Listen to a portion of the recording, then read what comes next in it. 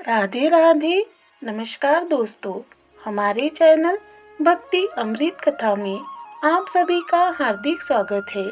भक्तों, आज हम आपको बताने वाले हैं कि हमारे हिंदू पौराणिक ग्रंथों के मुताबिक 11 श्राप ऐसे हैं जिन्हें शायद आप नहीं जानते होंगे। चलिए हम हमारी आज की कथा आरंभ करते हैं। हिंदू पौराणिक ग्रंथों में अनेक वरदान और श्रापों का वर्णन मिलता है। जहाँ तक श्राप का संबंध है, जो हर एक के पीछे कोई कहानी और कारण मिलता है। वरदानों ने जितना घटनाक्रम को संचालित किया, उससे कहीं ज़्यादा श्रापों ने भविष्य में होने वाली घटनाओं को संचालित किया। नारद का भगवान विष्णु को श्राप। शिव पुराण के अनुसार एक बार श्री लक्ष्मी के स्वयंवर में देवर्षि नारद भी पहुंच गए, क्योंकि वे श्री लक्ष्मी पर मोहित हो गए थे। उसी स्वयंवर में भगवान विष्णु भी पहुँचे, लेकिन उन्होंने देवर्षि नारद का मुंह अपनी माया से वानर के समान कर दिया।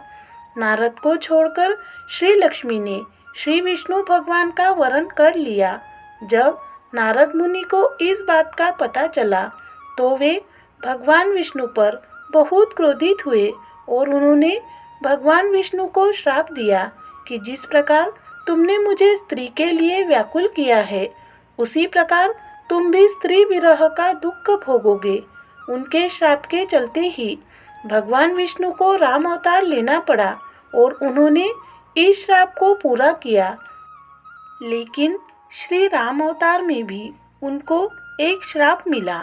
श्री राम को मिला श्राप। श्री राम, जिन्हें भगवान विष्णु का 7वां अवतार माना जाता है, उन्हें एक अप्सरा द्वारा श्राप दिया गया था।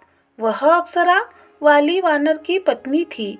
यह तब की बात है जब सुग्रीव वानर, जो कि श्री राम के प्रिय थे, उन्होंने भगवान राम से मदद मांगी थी, जिसके चलते सुग्रीव और बाली के बीच युद्ध हुआ, जिसमें भगवान श्री राम के बाण द्वारा बाली की मृत्यु हो गई थी।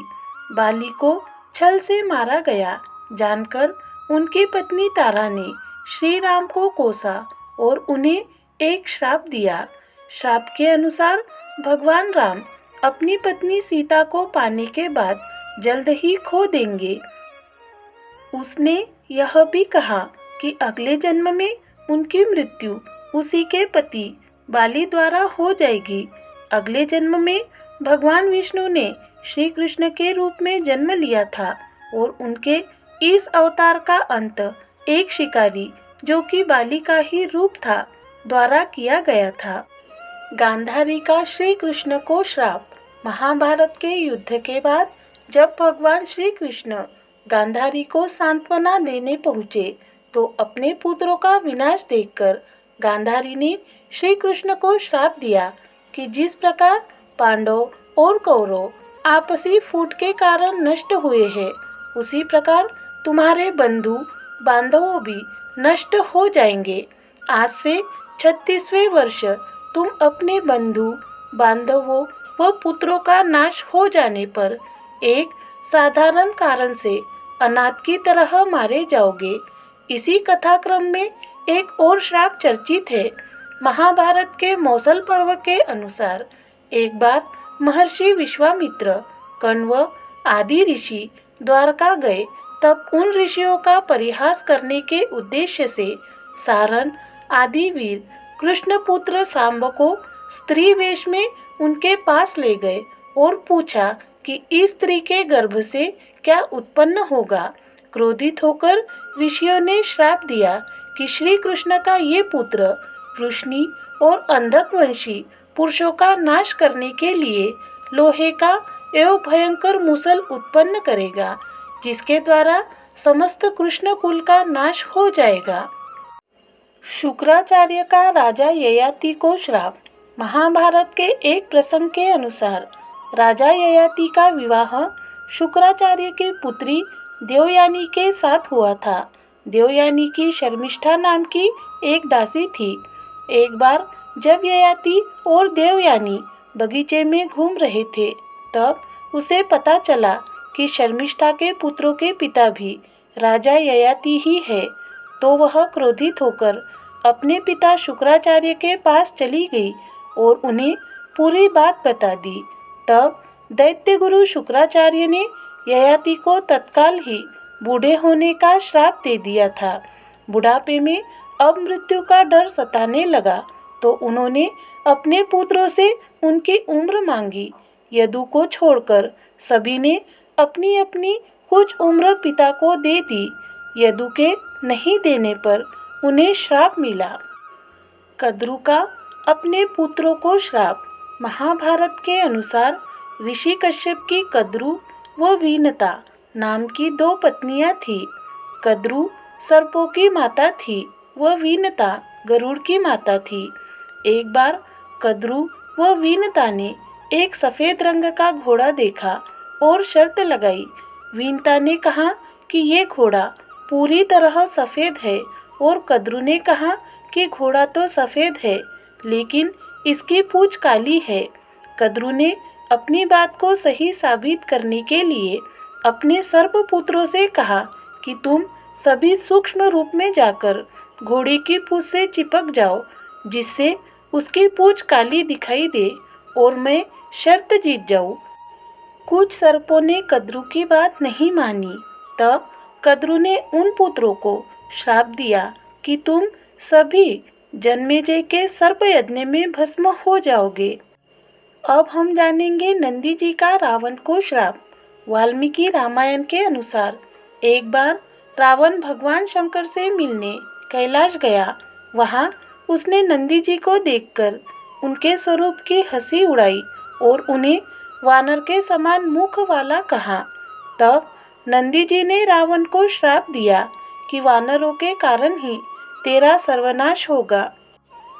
तुलसी का भगवान विष्णु को श्राप। शिव पुराण के अनुसार शंखचूड़ नाम का एक राक्षस था। उसकी पत्नी का नाम तुलसी था। तुलसी पतिव्रता थी जिसके कारण देवता भी शंखचूड़ का वध करने में असमर्थ थे। देवताओं के उद्धार के लिए भगवान विष्णु ने शंखचूड़ का रूप लेकर तुलसी का शील भंग कर दिया।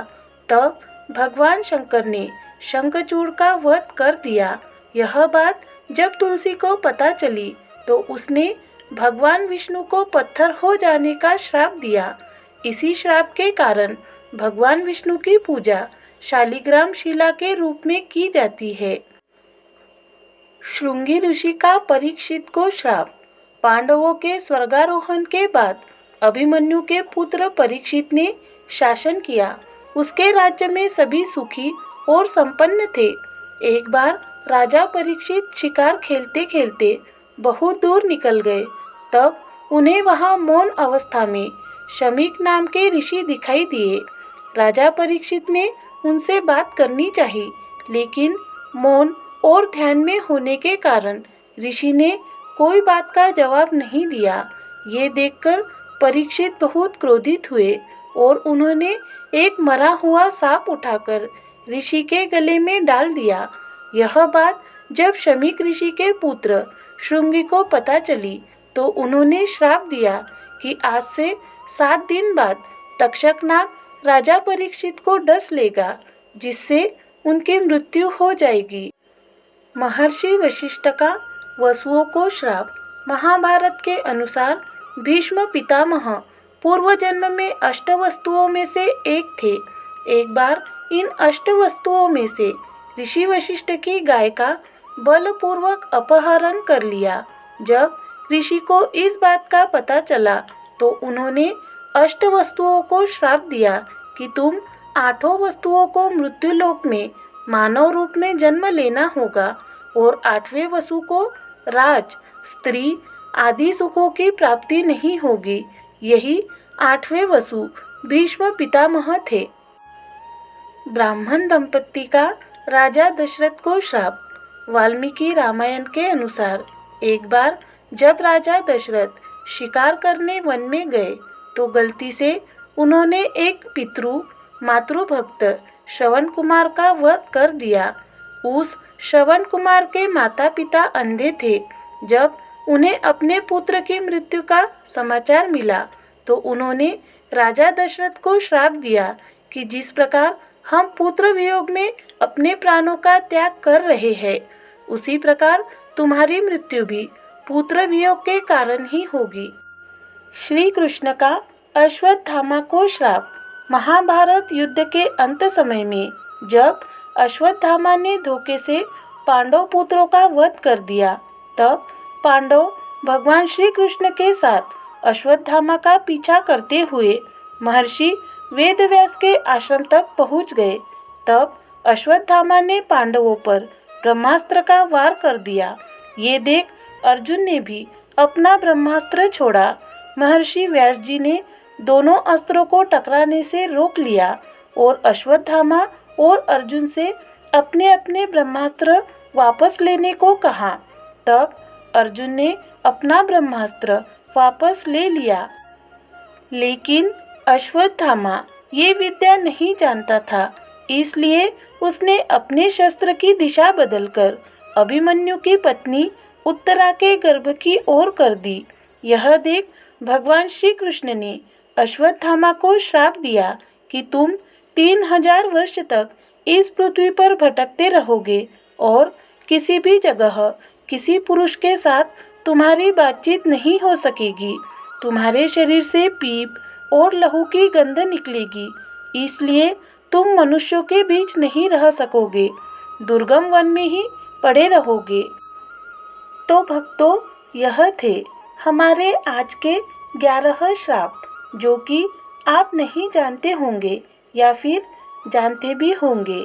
आज की हमारी कथा यदि आप सभी को पसंद आए तो हमारे चैनल को सब्सक्राइब करें, लाइक करें और शेयर करें। जय श्री कृष्ण। राधे राधे।